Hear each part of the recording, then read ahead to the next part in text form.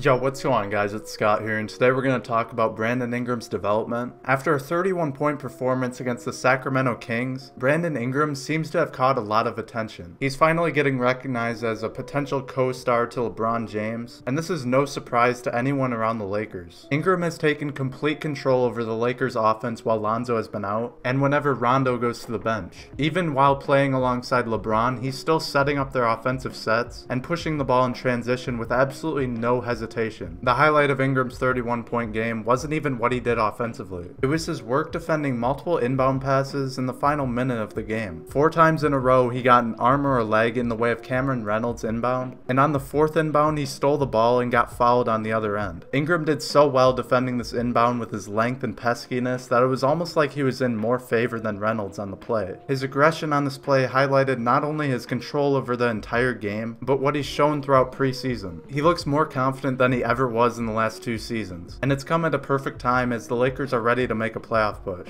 Luke Walton said that he can feel Ingram's confidence growing through the way he takes ownership of the team's offense, which is exactly how it's looked so far this preseason. Ingram doesn't need to do this from just point guard, even though that might be the best way for him to control the offense. He can make plays off the ball through his cuts and off-ball movement, which is something guys like LeBron and Rondo will always pick out. Ingram knows Luke Walton's system better than anyone, as he's currently the longest standing member on the team, so it is understandable for him to feel confidence in the system. The manner in which he's handled the position he's in is what makes his progress so fascinating, and that's also why there should be plenty to come from him in the future. The confidence he's shown is only the first part of his improvement from now since last season. He seems to have improved some parts of his game as well as added new parts that we didn't see before. One thing that's helped him so far while playing point guard is his improved ball handling. Now this might have to do with him getting stronger, but there are clips of him doing a bunch of unorthodox ball handling drills with Micah Lancaster, who is the same trainer that helped Victor Oladipo tighten his handle and when most improved last season. Ball handling plays a big part in playmaking, and when it's combined with his understanding of the system, where he's given a sense of freedom to control the offense, it makes a world of difference for all other parts of his game. His ball handling has made him much more deliberate with the way he plays the game, and it's helped him get to his spots much easier. Another play from last night that stands out a lot and was not something we saw a lot of last season was the step back mid-range he shot over Marvin Bagley. 9 times out of 10 on that play last season, we would have seen him do a hesitation and try and outmuscle his way to the rim, but the fact he was able to force his man into thinking he was going to drive, and then create the amount of space he did off the step back was very impressive. Along with all the usual things Ingram does offensively with his cuts, drives, and finishes, we haven't seen him make a 3 yet, but it seems like that has to do with how he's being utilized in the offense. Ingram doesn't need to be spotting up for 3 to be effective, even though he is very capable of shooting the 3 as we saw with his 39% last season. He seems to do much better when he's playing within the offense and controlling the flow of the game, and what comes with that, especially with this Lakers team, is a lot of dunks and not a lot of jump shots. There shouldn't be a concern over his 3-point shooting yet, as he's only attempted 4 3-pointers over the stretch of 3 games, so as long as he continues to impact the game the way he is, it shouldn't be an issue for the team at all. Brandon Ingram's overall approach to the game is what makes him a special talent, as LeBron said about him after the game. If this approach continues, then his name will catch on real quick and will no longer be considered as just the up-and-coming co-star to LeBron, but the co-star with LeBron. That's all I have for this video, guys. I hope you enjoyed. Just want to let you guys know that I'm starting to increase my activity on Twitter, so if you want to hear more from me on the Lakers and really anything in general, then make sure you go follow me on there. Also, if you're not subscribed, then make sure you do, as I post content like this pretty often. But anyway, if you enjoyed this video, then make sure you give it a thumbs up, and thanks for watching.